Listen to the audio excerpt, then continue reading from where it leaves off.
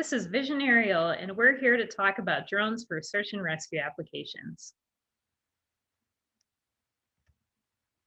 My name is Ray, and I work in marketing, and I'm going to be your presenter today. We're going to go over information about Vision Aerial, our UAV platforms. We'll do a search and rescue demonstration, talk about some legal considerations, go over some additional options, and finally provide some contact information in case if you have any questions. Vision Aerial designs and manufactures small unmanned aerial systems. We were founded in 2013 and we have over 8 years of experience. Our headquarters are in Bozeman, Montana, and all our manufacturing is done in the USA. Our core principles reside on lean manufacturing, and we have aircraft in 15 countries on 5 different continents. Our systems are made in America. We are designed, tested, manufactured, assembled, and serviced right here in the USA. One of the core design principles that we are founded on is versatility.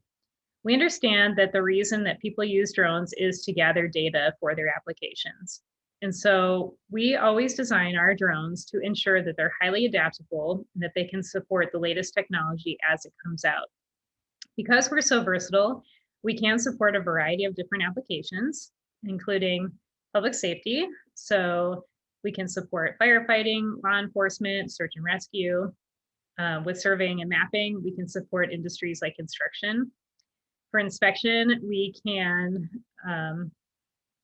support inspection applications for industries like utilities, energy, oil and gas. We also provide drones for agricultural and research applications. And finally, because we're so adaptable and because we work with our customers to solve technical challenges, you can tell us if you have any additional needs that we have not gone over, and we can help develop something for you.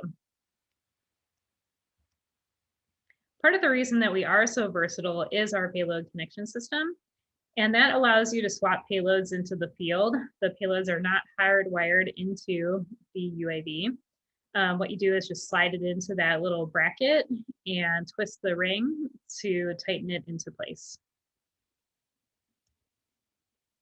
We have 2 different platforms. Those are the SwitchBlade-Elite, which is fast, stable, and easy to fly, and the Vector Hexacopter, which is our heavier lifting version that was created for harsh environments. The SwitchBlade-Elite can carry up to 5-pound payloads, and the Vector Hexacopter can carry up to 11 pounds. The SwitchBlade-Elite is great for windy environments. It can handle up to 25-mile-per-hour gusts. It's also great for repeated missions. It's easy to transport, and it can be set up in less than 2 minutes. It also has a flight range of 10 miles. The Vector is the heavier lifting version, and it can carry up to 11-pound payloads, and it also has a flight range of 10 miles. We offer 2 different systems for search and rescue.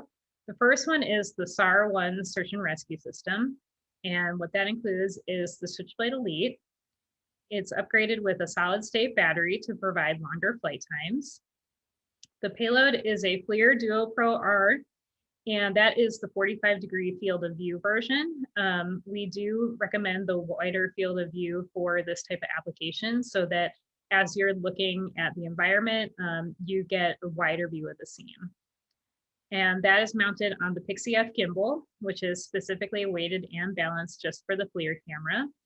And finally, we include the solid state indefinite flight package. And what the indefinite flight package provides is enough charging and battery capacity so that you can charge faster than you can consume batteries. Our second package is the SAR-2 heavy lifting package, and that includes the Vector Hexacopter, a WIRA security thermal imaging system, the Pixie WS gimbal that is weighted and balanced for the WIRA's camera, and also an indefinite flight package. And now we will go on to our search and rescue demo. In the demo, we're going to go over flight planning, setting up in the field, how to attach the thermal payload, And then finally launching, flying, and streaming video. So a call comes in from dispatch and you download your maps for your mission planning software. And if you want to do a search pattern grid, if you don't know exactly where you think the person is, you can set up, it's called a survey pattern. So you set your launch location and then you choose a basic survey pattern. And then you drag the corners to cover the search area. And you can see that it sets up the path for the drone to fly in a grid over that area. It turns green when your altitude is going to clear the topography of the area. You can also set the height or the altitude of your flight over on the right-hand side in the altitude settings. If you don't want to do a search pattern, there are a couple other options. The next option is waypoint planning. And so if you have a pretty good idea or if you want to follow maybe a hiking trail, then you choose waypoint and then you just set your waypoints in for the drone to fly to. So right now we're just going to go up this valley because we think that the subject may be located in the valley. Another option is to do corridor scanning, and that's similar, except the drone will fly out along a path through the corridor and then fly back through it, and you just set the starting and the end points for that corridor. So now we're out in the field. This is Matt, and he's opening up the case for the Switchblade Elite. They all come in a weatherproof Pelican case, so they're easy to transport. And he's going to lift the Switchblade out of the case. And he's going to go ahead and extend the arms and the landing gear by lifting up the red pull pins and adjusting to unlock them and then adjusting them into place until they're seated. And now he's doing the same thing with the landing gear. And now he's going to attach the FLIR payload. The way that we do that is with the payload connection system. So it just slides right in to the bracket and then you twist the red ring until it snaps into place.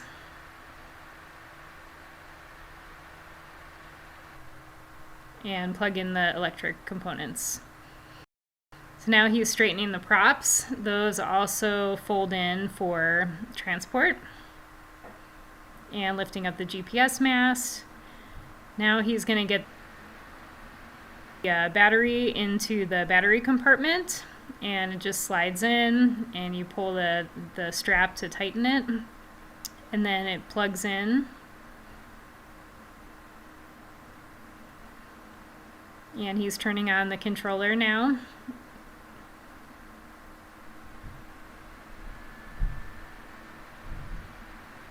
So now we're getting ready for takeoff, just doing a quick systems check, checking the area to make sure that it's clear of any birds or obstacles. So now that we've determined that it's safe, we are taking off. And what we've done is we've enabled the mission that we set up earlier to do the survey pattern or the search grid over the area. And it is flying autonomously through its survey pattern. While it's flying autonomously, we can stream the thermal video, and we've been able to stream it up to 6 different devices. All you need is the mission planning app to download it to your phone or other devices. And so you can see here, this is, we set up a laptop to receive the signal from the controller, and we have this in thermal mode right now. Some of the options for this camera are you can point it straight down at the earth, which you may want to do when you're flying a survey pattern. You can switch it in between the visual spectrum or the thermal spectrum, like you're seeing here. And you could also, if you wanted to, you could hover in the sky without flying at all and pan the camera around to look, to see what is in the area.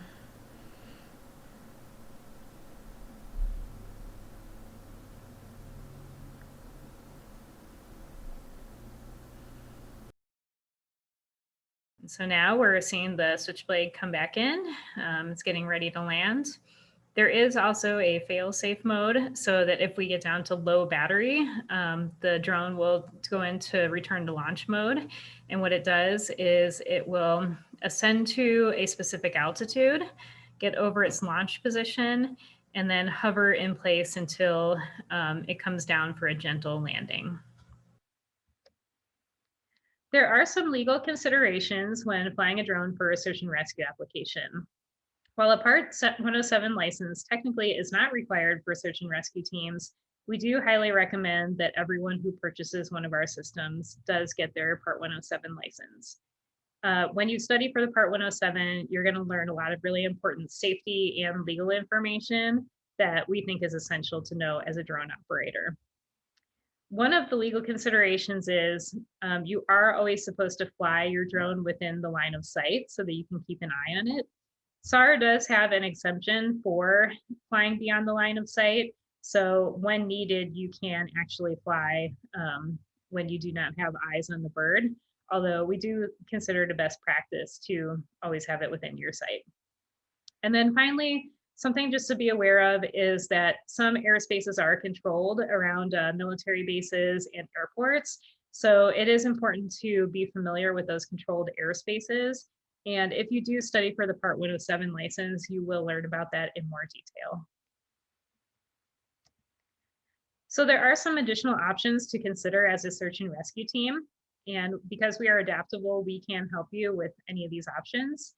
One might be a dropping mechanism. So once you locate your subject, if you want to drop a medical kit, some radios, maybe a strobe or flares, a personal locator beacon, or a life vest, we could set up a dropping mechanism. We would recommend, if you did that, to have a dual payload first person view camera so that when you get over the subject, you can look down and make sure that you're dropping the payload in the right place. If we were going to go with what's a dual payload system, we would probably recommend the Vector Hexacopter for that, just because it is the heavier lifting platform. You may also want to consider a communication relay. Sometimes when you get out a little bit far and you don't have a signal, you may want to be able to put the drone up so that it can relay some communication devices. You might also want to use a drone mounted megaphone or a loudhailer so you can shout instructions to the person that you found. Or if you have additional applications or something else that you would like to do with your drone, let us know. We do excel at partnering with our clients to solve technical challenges. We have 3 options for training, and training is provided by Matt Williams, who is our chief pilot. He was a UAS program manager in Afghanistan, and he is a medevac helicopter pilot with over 3,000 hours of experience. The first option for training is video training, which is free, and that is located on our website. The second option is training at the Vision Aerial Flight Center in Bozeman, Montana, and that includes 4 patrons for up to 6 hours. And finally, we do offer on-site training if you'd like us to come to you, and that is done on a per-day basis. So depending on the size of your team, we could discuss different options for on-site training. Our systems are designed to withstand harsh environments and last for years. There are instructions available if you'd like to perform maintenance yourself, or you can always contact us if you want to modify, repair, or upgrade your system. If you have any additional questions, this is our contact information. Feel free to reach out and we're happy to answer your questions or provide a custom quote. Thank you for attending today.